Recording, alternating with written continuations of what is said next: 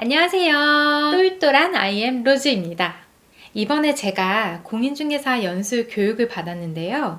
내용이 참 알차더라고요. 그래서 이게 꼭 공인중개사에게만 해당되는 내용이 아니라 여러분들에게도 도움이 되는 내용들이 있다 보니 세법 좀 아신다 하시는 분들은 가볍게 스킵하시고요.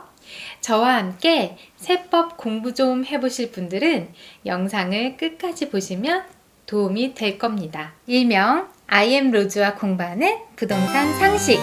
그래서 오늘 첫 영상에서는 부동산과 관련된 세법에 대해 기본적인 내용을 함께 나누려고 합니다. 실제 사례에 대해서는 저에게 질문하지 마시고 세금은 세무 전문가에게. 아시죠? 부동산 거래 시 거래 단계별로 발생할 수 있는 세목에 대해 과세 관청에 따라 구분해서 살펴보겠습니다. 부동산을 취득 시 부담하게 되는 세목을 살펴보면 제일 먼저 취득세가 생각나시죠? 취득세의 경우 지방세에 속합니다. 그래서 부동산을 취득하면 취득세를 부동산 소재지에서 납부를 하게 되죠. 취득세는 개정되면서 중과 개념이 들어와 복잡해져서 헷갈리시는 분들이 계실 텐데 뒤에서 자세히 살펴보기로 하겠습니다. 그리고 상속 또는 증여받을 경우 상속세, 증여세를 부담하죠. 증여세의 경우 요즘 자금 출처 조사가 제법 이루어지고 있죠. 그리고 그 외에 부가가치세, 인지세 등이 취득 시 부담하게 됩니다.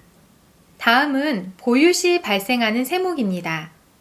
기본적으로 재산세가 발생하고 이 중에서 일정 금액을 초과하는 고가 부동산의 경우 2차적으로 종합부동산세가 발생합니다. 종부세가 요즘 이슈죠.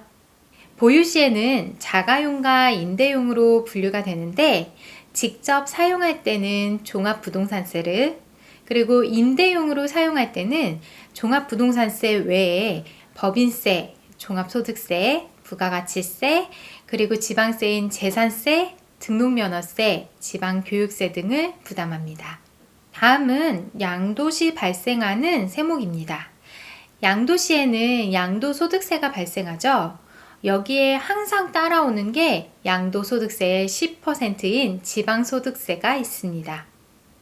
그 외에도 간과하면 큰 코 다치는 부가가치세, 인지세, 법인이 사고 팔거나 신축 판매업과 같은 사업용의 경우에는 법인세, 사업소득세 등이 발생합니다. 오늘 우리가 자세하게 알아볼 세목은 취득 시 부담하는 세금부터 하기로 하겠습니다. 취득세와 관련해서 좀 더 자세히 알아보도록 할게요.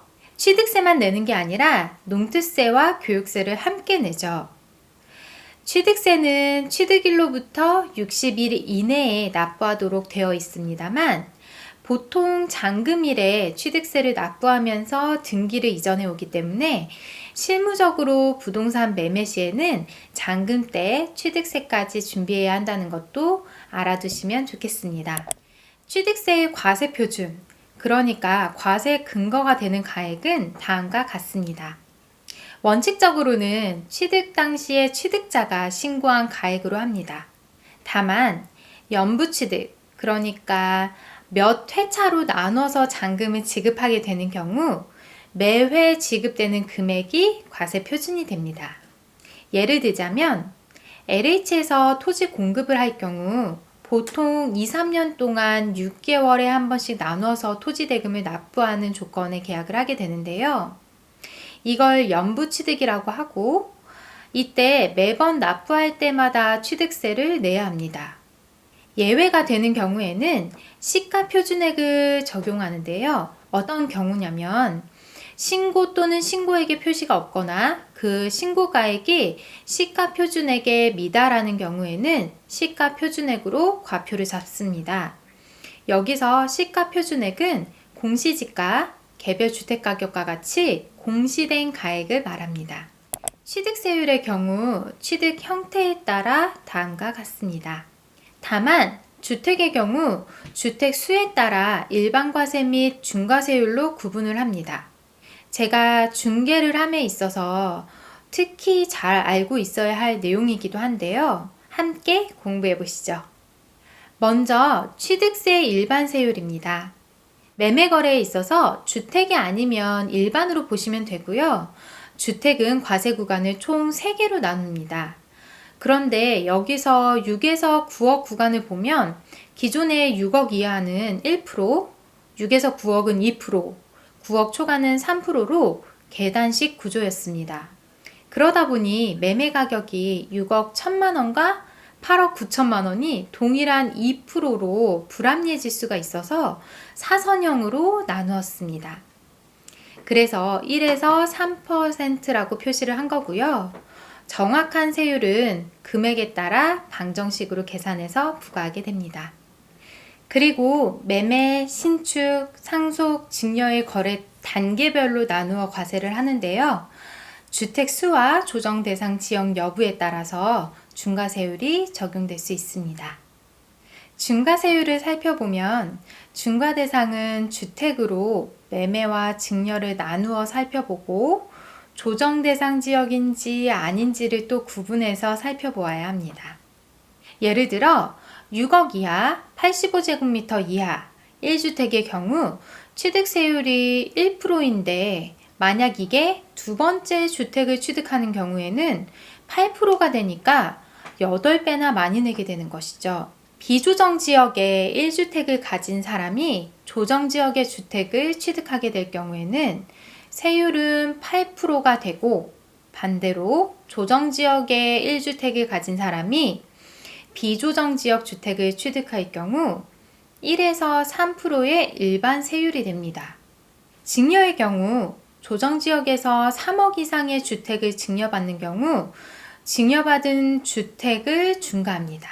나머지는 3.5%로 동일하죠. 그리고 3.5%의 세율은 1세대 1주택자가 소유주택을 증여한 경우에만, 그러니까 증여받는 수증자가 1세대 1주택의 요건이 아니라 증여하는 자가 1세대 1주택자여야 한다는 부분을 주의하셔야 합니다.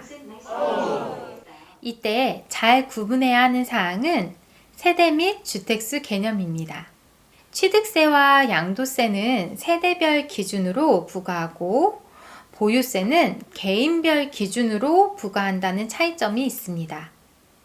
취득세에서 1세대의 개념은 주민등록상 세대를 기준으로 하는데 양도소득세의 경우 주민등록상 주소지가 같으면 되는 게 아니라 실제 생계를 함께 하는지 여부로 따집니다. 그리고 배우자는 무조건이고 30세 미만의 국민기초생활보장법에 따른 중위소득 100분의 40에 해당하는 소득 이하의 일정 소득이 없는 자녀 또한 세대 분리를 했어도 1세대에 포함이 됩니다. 여기서 중위소득 100분의 40은 기준이 2021년 기준으로 월 73만 원 정도 됩니다. 만약 이 기준 금액 이상 벌면서 독립한 30세 이하의 자녀라면 세대 분리를 인정해 줍니다. 그리고 또 하나 중요한 게 주택수 산정의 경우 임대주택, 주거용 오피스텔, 분양권 입주권 등을 포함합니다. 다만 공시지가 1억 원 이하의 주택은 제외합니다. 공동소유인 경우 각각 한 개의 주택으로 산정해서 부과합니다. 취득세에 있어서 주택수 산정 시 5가지 기준이 있습니다. 먼저 첫 번째, 공동소유 주택의 경우 동일 세대가 아니면서 지분으로 취득한 경우 각각 1주택으로 산정을 합니다. 두 번째, 상속주택의 경우 기본적으로 주택수에 포함되지 않습니다. 하지만 5년이 지나서도 계속 소유하는 경우에는 주택수에 포함이 됩니다. 이는 양도세 부과할 때도 영향을 미칩니다. 양도세 공부할 때 자세히 보기로 하고요. 공동상속의 경우 주된 상속자가 납부자가 됩니다. 세 번째, 분양권과 입주권은 주택수에 포함이 되는 것으로 벌써 재작년이네요. 2020년에 개정되었습니다. 다만 법 개정 전인 2020년 8월 11일 이전은 포함되지 않습니다. 네 번째, 주거용 오피스텔의 경우 2020년 8월 11일 이후 취득분의 경우 주택수에 포함이 됩니다. 법이 개정되면서 포함되었죠. 예를 들어 보면 주거용 오피스텔을 한 채 보유 중인데 평택시에 있는 아파트를 한 채 구입하려고 하면 취득세 중과가 된다는 겁니다. 반대로 오피스텔을 취득할 때는 용도가 정해져 있지 않았기 때문에 일반 세율 4%를 적용하게 됩니다. 다섯 번째, 공시가액 1억 원 이하의 소형 주택은 주택수에서 제외됩니다. 단, 재개발구역 등 정비구역 내의 주택은 배제되어서 주택수에 포함이 됩니다. 양도세의 경우에는 1억 원 이하의 주택도 주택수에 포함되는 것을 비교해서 알아두면 좋겠네요. 이번에는 증여세를 알아보도록 하겠습니다. 증여세의 경우 증여세 계산 산식은 다음과 같습니다. 계산 방법이 쉽지 않죠. 그래서 증여세를 계산하는 증여세 간편식이 있습니다. 이건 자금 출처 조사 시 특히 알고 있어야 하는데요. 이 식을 살펴보면 채무액에 대해서는 부담부 증여로 양도세를 부과합니다. 그래서 채무를 많이 일으킬수록 증여세는 줄어든다는 것을 알 수 있죠. 여기서 주의할 사항은 배우자 및 직계 존비속끼리의 차용은 증여로 추정된다는 것입니다. 그러나 이때 실제 차용임을 납세자가 증명한 경우에는 예외인데요. 이때 대비하는 방법은 일반적인 채무관계에서 일어날 내용을 챙기는 것입니다. 즉, 차용증을 쓰고 이자를 납부하고 상환 기간을 정하는 것이 중요합니다. 법정이자는 4.6%인데 이하로 받으면 증여세가 부과되고 4.6% 이상으로 받을 경우 이자 소득이 발생돼서 소득세가 발생합니다. 이때 이자를 얼마로 할지는 케바케로 전문가와 상담하셔서 가장 절세할 수 있는 방법을 결정하시길 권해드리고요. 그리고 당해 부동산을 자신의 능력으로 취득하였다고 인정하기 어려운 경우에는 세무서로부터 취득자금의 출처를 조사받게 되고 출처를 제시하지 못하면 증여세를 물어야 합니다. 자금 출처가 명확하지 않은 경우 자금 조달 계획서 작성이 어려울 텐데 추정해서 대충 쓸 경우 소명하라며 자금 출처 조사 대상이 될 수 있습니다. 자금 출처 조사의 유형을 보면 소득 지출 분석 시스템, 자금 조달 계획서, 자금 출처 조사를 일으키는 고액 현금 보고 제도, 이렇게 세 가지 유형입니다. 자금 출처에는 금융권 대출, 타인으로부터의 차입금 및 전세 보증금을 포함합니다. 그러므로 소득이 없는 미성년자나 부녀자가 부동산을 취득하게 되는 경우 자금 출처 조사에 대비해 부동산 취득자금에 대한 출처와 관련된 증빙을 미리 준비해둘 필요가 있습니다. 그리고 증여세 공제가 되는 금액도 잘 챙겨봐야 되겠죠?